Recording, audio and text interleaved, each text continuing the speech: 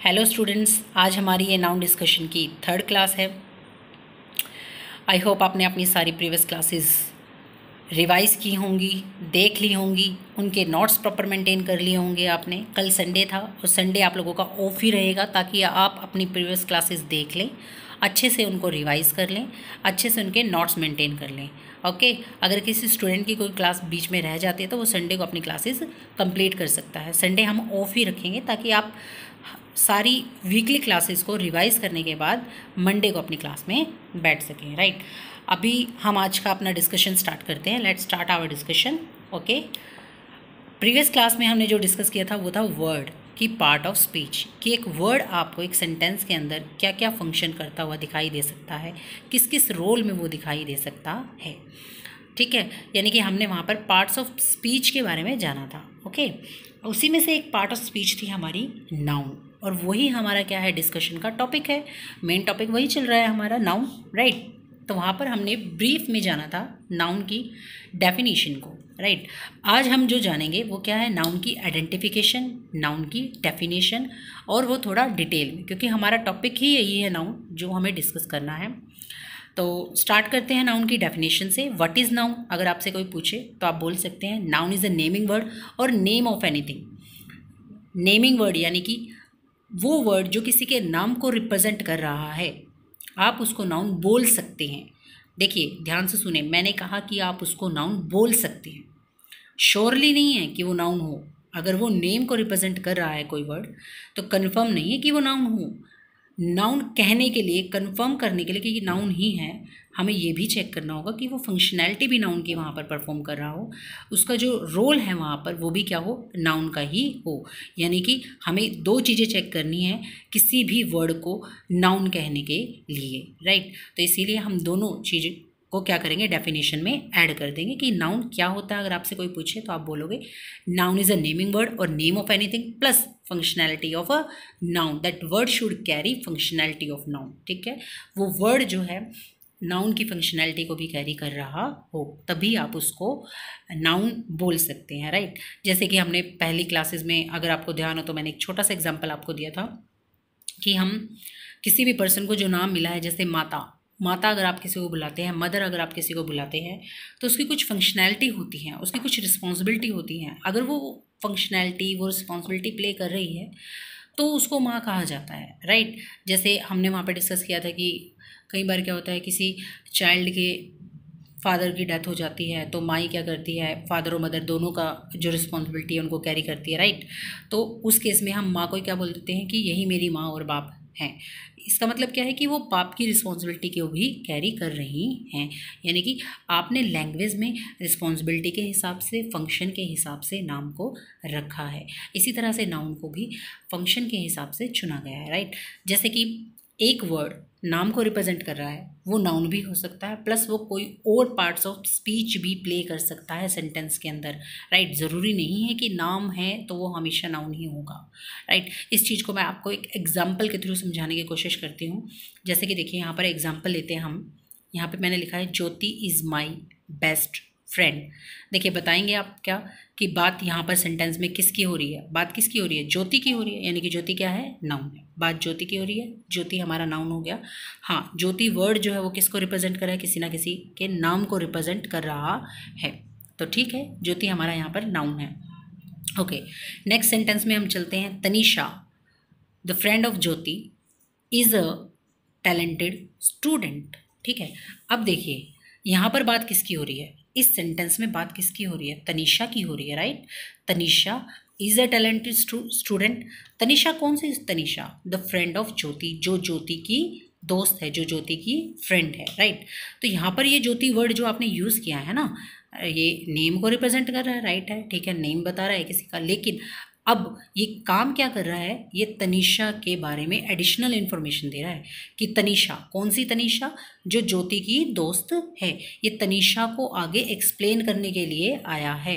ज्योति के बारे में बात नहीं हो रही है सेंटेंस में, सेंटेंस में बात तनिषा के बारे में हो रही है। राइट, तो Tanisha is a naming word plus it carry the functionality of noun. इसको आप नाउन बोल सकते हो। ठीक है, इसको आप नाउन बोलोगे, लेकिन ज्योति क्या कर रही है यहाँ पर, ज्योति तो एक्सप्लेन करने के लिए आई है नाउन को। राइट, तो आप बोल सकते हैं कोई भी चीज़ जो नाउन को एक्सप्लेन करती है, नाउन के बारे में एडिशनल इन्फॉर्मेशन देती है, राइट, या एक्स्ट्रा इन्फॉर्मेशन लेके आती है नाउन के बारे में, जो नाउन में डिटेल ऐड करती है, उस वर्ड को, उस फ्रेज को, उस क्लोज को आप बोलते हैं एडजेक्टिव, राइट, उसको आप एडजेक्टिव बोलते हैं।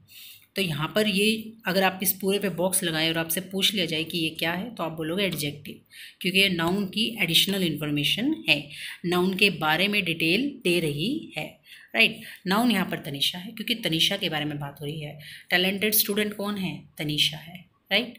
इतना समझ में आया? अब यहाँ से आपको क्लियर हो गया होगा कि सिर्फ नाम देखकर ही हमें क्या नहीं कहना है कि नाम देखा और नाउन है, ठीक है, ऐसा नहीं है, उसमें फंक्शनैलिटी भी होनी चाहिए नाउन की। यहाँ से ये चीज़ मेरे ख्याल से आप लोगों को क्लियर हो गई होगी कि फंक्शनैलिटी से मेरा क्या मतलब है, राइट।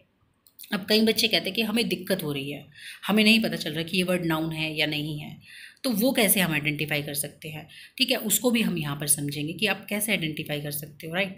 अब देखो नाउन जो है ना, नाउन जो है, नाम जो है, यानी कि अब तो नाम आपको पता लग ही गया, नाउन क्या है, नाम है।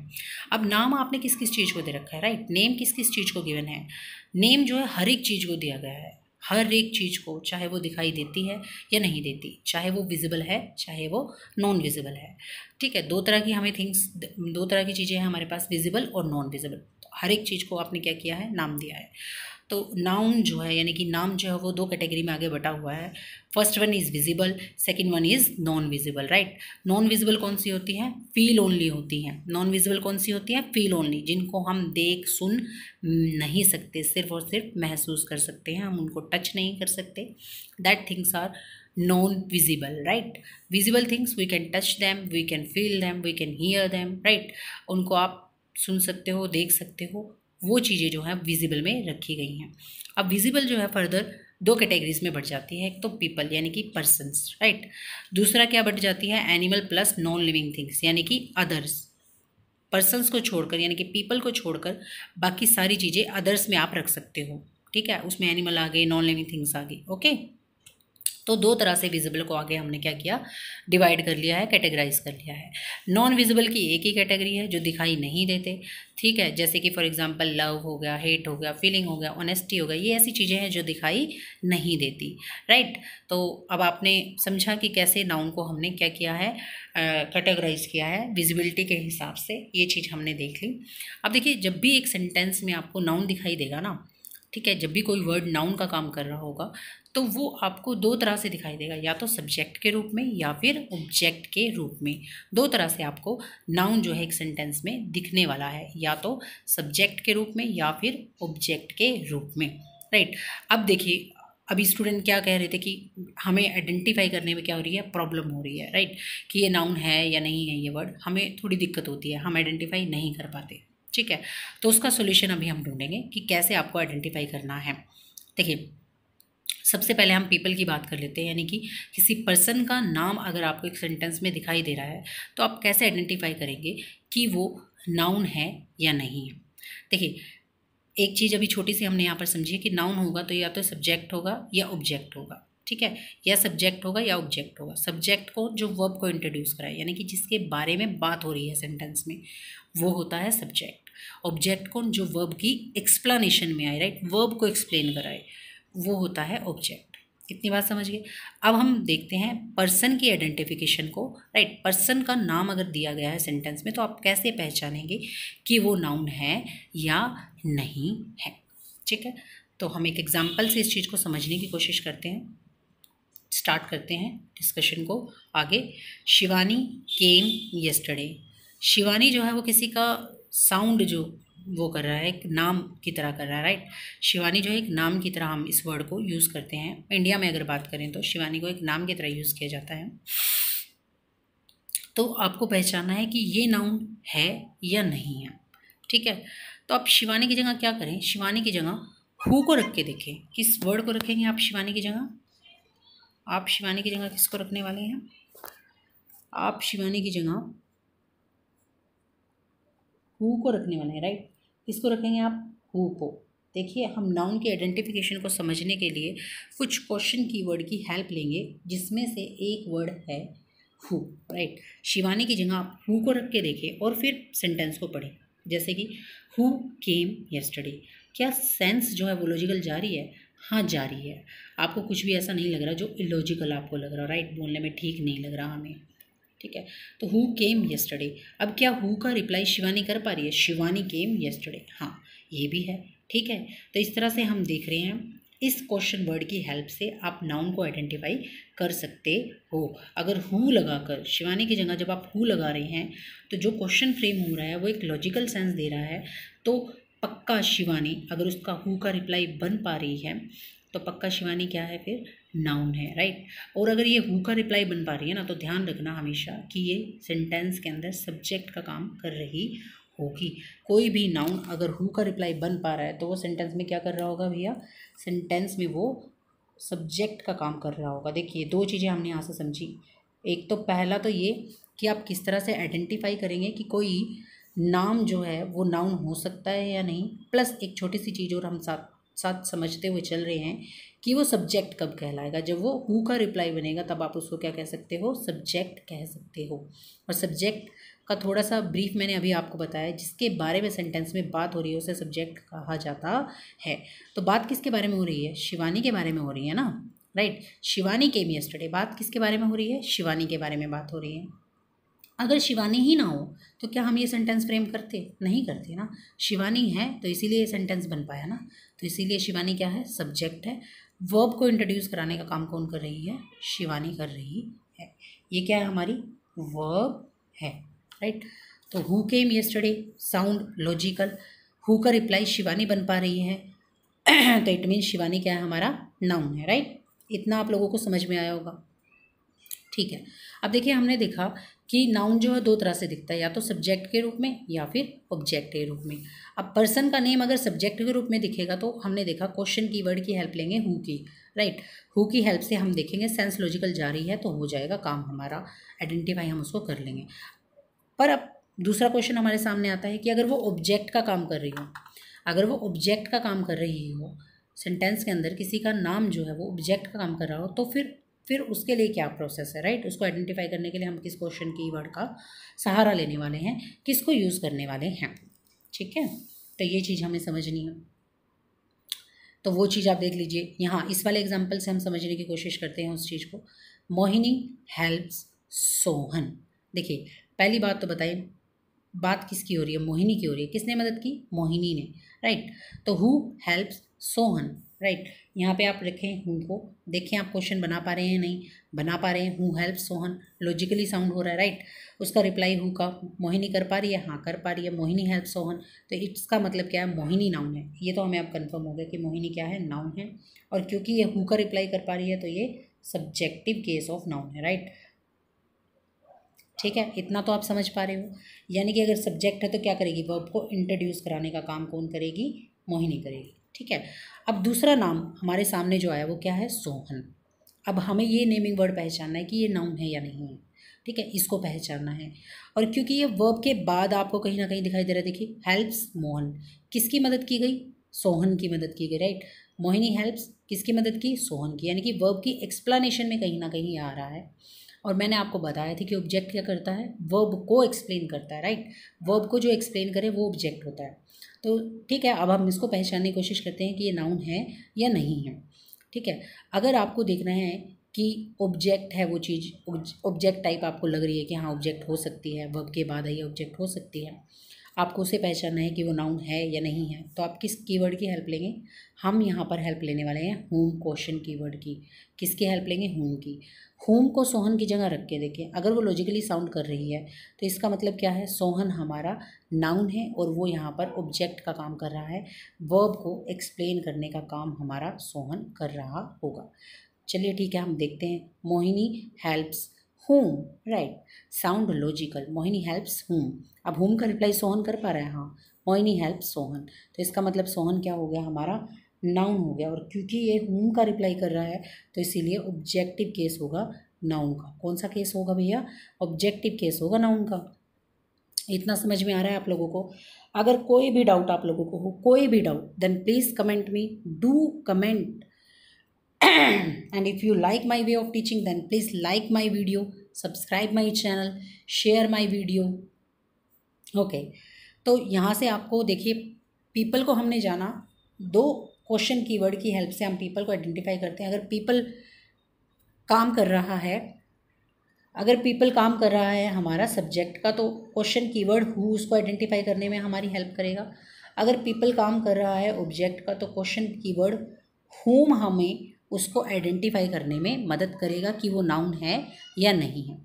ठीक है, तो पीपल के बारे में तो हमने जाना कि कैसे हम उसको आइडेंटिफाई करने वाले हैं। पीपल की आइडेंटिफिकेशन एज ए नाउन आप किस क्वेश्चन कीवर्ड की हेल्प से करने वाले हो, इतना जान लिया आपने। ठीक है, चलिए अब एक एग्जाम्पल मैं आपको यहाँ पर समझा रही हूँ, छोटा सा एक और एग्जाम्पल, उसको डिस्कस कर लेते हैं। He knows Mohan.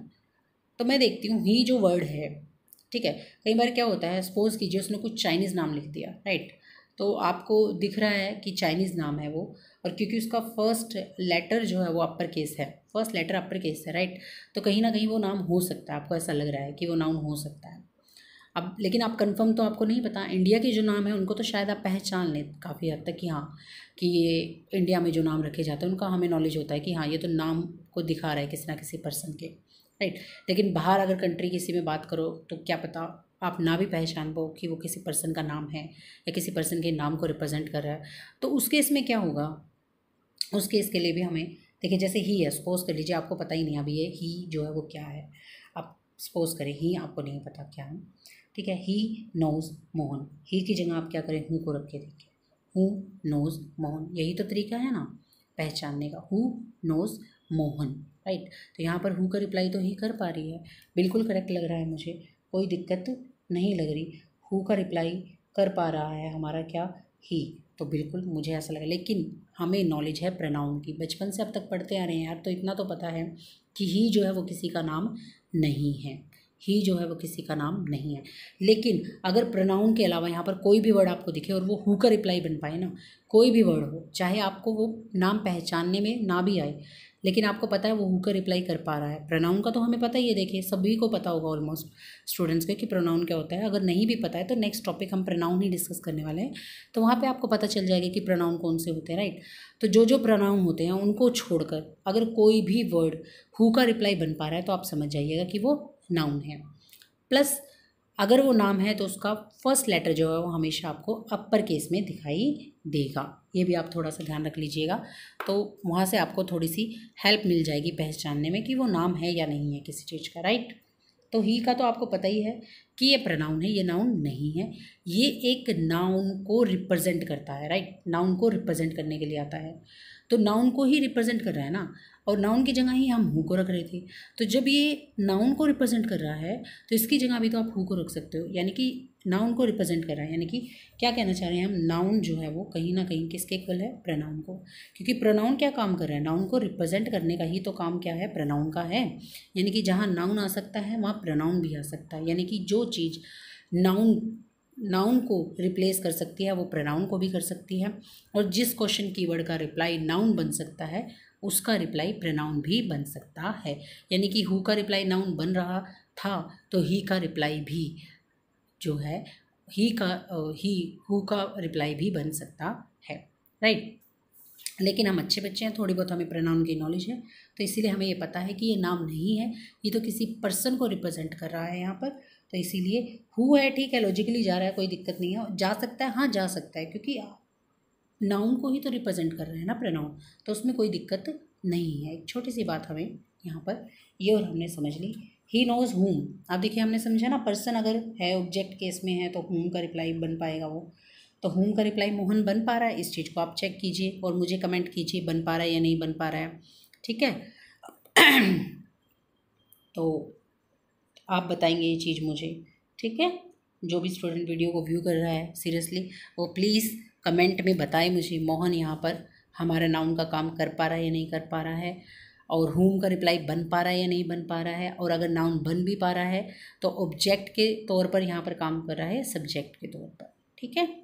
चलिए अब एक छोटी सी चीज़ और हम यहाँ पे समझते हैं, देखिए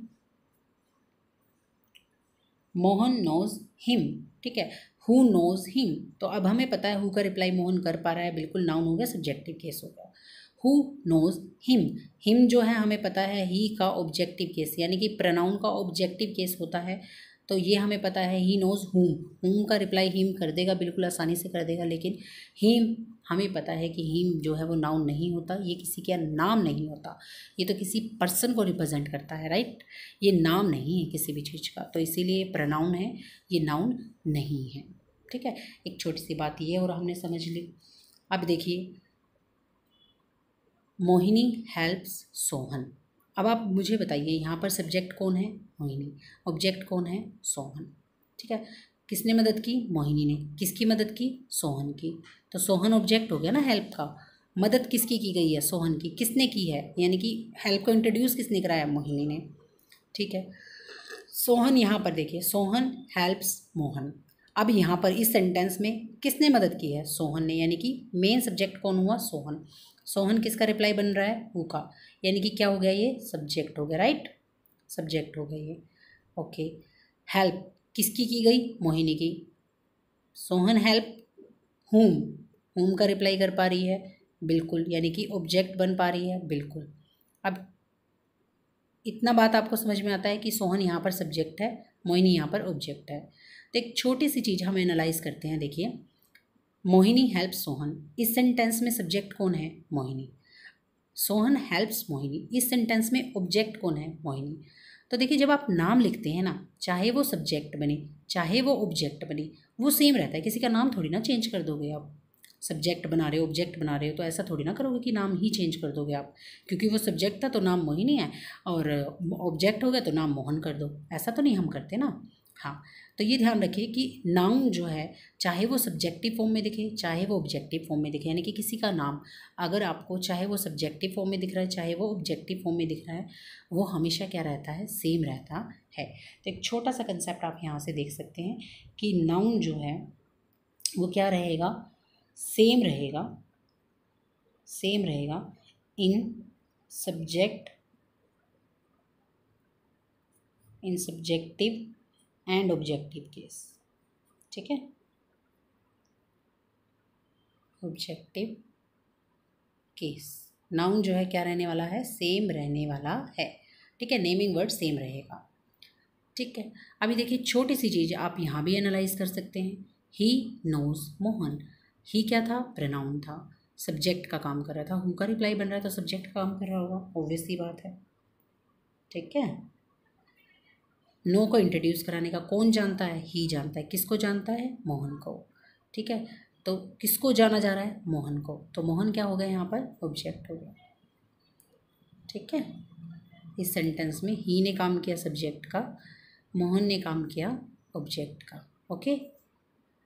नेक्स्ट पढ़ते हैं मोहन नोज हिम। अब कौन जान रहा है? Mohan. Who knows him, sentence अगर आप फ्रेम करते हैं तो आपको पता लगेगा मोहन जो है हु का रिप्लाई कर पा रहा है, बिल्कुल कर पा रहा है। सब्जेक्ट बन पा रहा है, बिल्कुल बन पा रहा है, कोई दिक्कत नहीं है, लॉजिकली ठीक है चीज़ें।